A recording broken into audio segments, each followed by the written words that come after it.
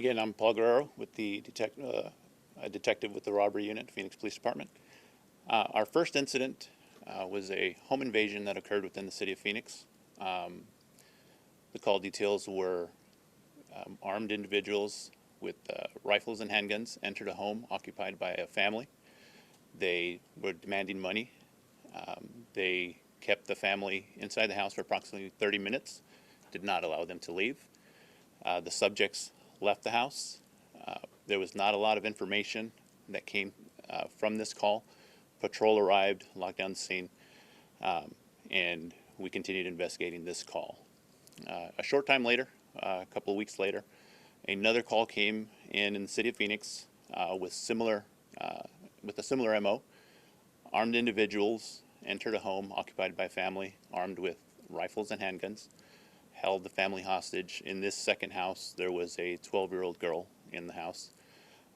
Again, these individuals were demanding money from the family, and they left this house, again, not taking anything in this house either. The individuals fit the description, matching description in both cases. They spoke Spanish in both cases, and with this information, detectives were able to develop some investigative leads, which eventually led to the arrest of one of the individuals involved. With further investigative techniques, we were able to eventually get more individuals that we believed were to be involved, which eventually led to their apprehension and them being detained. During interviews with the individuals, a couple of the individuals admitted to being present at both scenes and were able to give names and information of other individuals that were involved. This was a very violent crime that happened within the city, and it took a lot of coordinated police work and good investigative skills to find these leads and track these guys down. And we feel confident that we've got the individuals involved in both of these home invasions detained. Could I ask you, Detective, from what I heard from the court video, they were wearing masks at the time. Can you give us any hint how you figured out who it was, given that and the other ways they had managed to escape? So they were masked for the most part. There were some instances in some of the cases where their masks weren't on initially, and so there's cameras and video at most places now. A lot of homes now have video, and so that helps us in our investigative process. But it was also a lot of really good police work in tracking down vehicles that left the area and stuff like that. Yes. So I know in the records it said that Uganda's job was used to kind of spot out these homes. Can you talk a little bit more about that? So we know some of the individuals worked at the same location. We are not sure that the job was was what was used for these home invasions. That was something that was noticed in the investigation, but there's nothing pointing to that correlation with their job. Yes. Are all four of these suspects MLB prospects? Is that why you get here?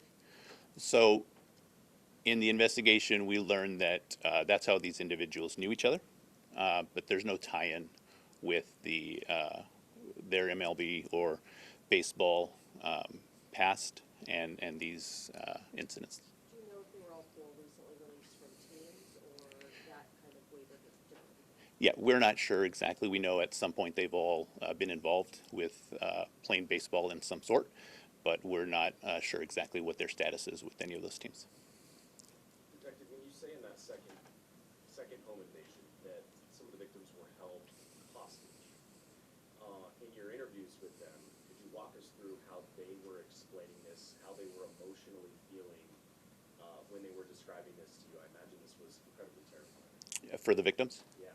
Yes. So I was one of the first officers on scene on the second incident, and I interviewed the young lady that was involved in that incident. And yes, it was a very traumatic event for her, and that's why I think it's very important to acknowledge that these guys are off the streets and not able to do this to another house. I think sometimes we forget the impact it has, especially on younger victims. such as this. So I know Oganda is on a visa from the Dominican Republic for his time on the minor league. Is ICE getting involved in any of this currently? We are not aware of what the status is with the investigation with ICE. Detective, were there children at the first home? There were younger juveniles, not to that age. They were later teens. But held hostage? Not allowed to leave, yes, yeah. I know that identity is private of the victims involved, but can you maybe tell us where these situations happened in Phoenix? Were they in the same neighborhood? Any tie together? We don't see, we didn't find any tie between the two houses, anything linking them together. They were in the city of Phoenix, but no tie into the families or the homes that we're aware of. I have kind of a two-part question. I think there's maybe people at home who would, of course, not want this to happen to them. Could you give us an idea of, through the interviews of maybe the suspects, how they chose the homes they chose? And I guess my second part of that question is, what can people at home do to fortify their own home to prevent this from happening to them? So we never got to a conclusion on that, and we're still investigating some leads as to why certain places were chosen. You always have to be cognizant of your surroundings. This happens in the city, happens in every city. Cameras are a great tool that is probably recommended for most people, even just as a deterrent. So, but know your neighbors, know where you live, and be again aware of your surroundings. Yes. Do you think that there are more suspects outstanding that you guys are looking for? Currently, as far as individuals that committed the home invasions, we believe we have them all detained. How are the victims being triggered? Were they pick and choose? How would they know where to break into? So, in both cases, the suspects entered through the front door. So it was just not sure why they chose these homes, but they just entered through the front door. Unlocked front door? Locked or unlocked? So in one of the cases, the homeowner was arriving at home and they followed him.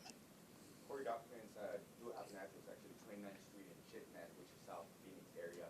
Is the other house nearby as well? It's not nearby. It's in the South Phoenix area, but it is not that close to that house. But it's in South Phoenix. Yes. Do any of them have any priors? None that we found. What is the 41X team? So that's our neighborhood enforcement team out of South Mountain Phoenix, and we would like to give them a lot of recognition for the work that they did on this investigation, as well as the 40 X-ray team, again from South Mountain Precinct. They did some really good police work, and their determination and hard work really paid off in order to apprehend and arrest these individuals. I know you're getting quite a few questions about why the homes, and I know reading the court documents, it says that maybe one of the suspects was smoking drugs for someone else, that maybe they were told to go to those homes. That's why I'm asking, do you think anyone's outstanding? Do you feel like they were working with other people outside of just this core group? So right now, we don't have any reason to believe they were working with anyone else. There's some names that came up that we're still investigating, but right now, as far as the individuals that entered the homes, we're very confident that we have them apprehended. Kind of adding on to that, so is there any word on who, and I'm probably going to butcher the same, Valenzuela is? The records say that the group was doing dirty work for that person? So at this point, no. It's a name that did come up, but nothing points to that person being involved in any of these home invasions. I just have one more. Just personally, for you as a detective, I imagine garnering these arrests, putting these folks in jail pending trial is important for public safety. But personally, why is this work important to you as a detective? I think it goes back to the victim.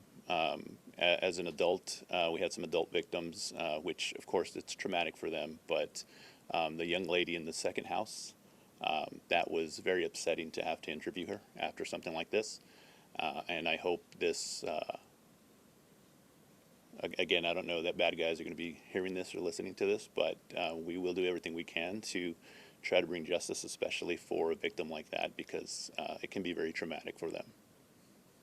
Talk about the different locations that each individual was arrested at a different location. So eventually, yes, surveillance was done on the individuals, and they were picked up. It was well coordinated by the 41 and 40 X-ray teams, but they were picked up in different locations. I read that the vehicles had a dealership sign. I don't know if you touched base on that, but does that mean anything, or was that part of the investigation that helped relate or lead to the suspects? No, I think it was just an identifier on the vehicle. I guess some people may say, you know, why was there such a long period of time to find these suspects? It happened in September, and then about a week later from the first incident. So I guess why maybe was there a delay in arresting the suspects? So with any case, you have to build the case, and we had to be sure that we had everything ready in order to. I mean, we can pick people up the second we think we know who they are, and then if we don't have the correct information, they're going to be out on the streets as quick as we pick them up. So we have to be sure that our case is solid and that we have everything we need for the attorneys who will then be prosecuting it. Overall, are these crimes up or down or the same as always? That would be a question for somebody else. We have a question here. What's the next step in the legal process? Have charges been forwarded to the county attorney's yet? Yep, county attorney has it, and county attorney is currently working on getting them processed and figuring out what they're going to be charged with and the process from there. Can you talk about what was found with these individuals? So in the service of the search warrants, there were firearms located at various locations, and there was property that was used in some of the home invasions that was also located. For victims out there, what not to do in the case that they experience something like that? God forbid somebody breaks into their house. I mean, thankfully, everyone's fine, right? But what not to do, perhaps, or yeah. So again, every individual is different. My recommendation would be comply if you can, if you're not in danger, if you're not being injured. Property is property. That can be replaced. But again, every individual is different. This is Arizona, and people have guns, and homeowners have guns, and so I can't speak for what every household thinks they need to do to protect themselves. So. Is there any evidence to this point that they're connected to, because we've seen this across the valley, specifically in Scottsdale, South American, Colombian crime groups, any sort of interest outside of the U.S. that these folks may have been working for? None that we've seen, no.